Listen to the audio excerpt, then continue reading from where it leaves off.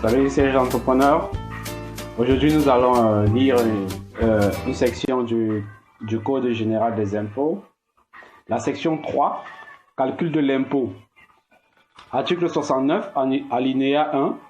Sous réserve des conventions internationales, l'impôt sur le revenu des personnes physiques applicable aux salariés est calculé par application du barème ci-après sur le revenu net des traitements salaire, pension, rente, viagère.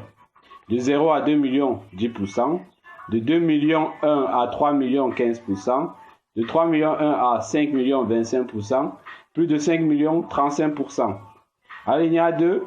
Pour les contribuables qui réalisent les bénéfices industriels et commerciaux, les bénéfices non commerciaux visés à l'article 56, alinéa 2, A, B, C, les bénéfices agricoles, les revenus fonciers, l'impôt est calculé par application du taux prévu à l'article 17 du présent code. L'impôt ainsi calculé ne peut être inférieur à 2% du chiffre d'affaires réalisé au cours de l'exercice, majoré de 10% au titre des centimes additionnels communaux.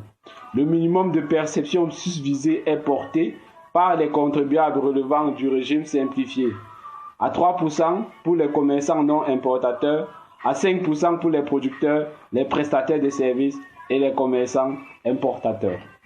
Donc, dans cet article 69 du Code général des impôts, nous remarquons que les impôts pour les salariés, les impôts pour les salariés est fixe en fait. Lorsqu'on est salarié, lorsqu'on a un salaire, on paiera toujours un taux d'impôt fixe parce que le salaire du salarié est connu de tous.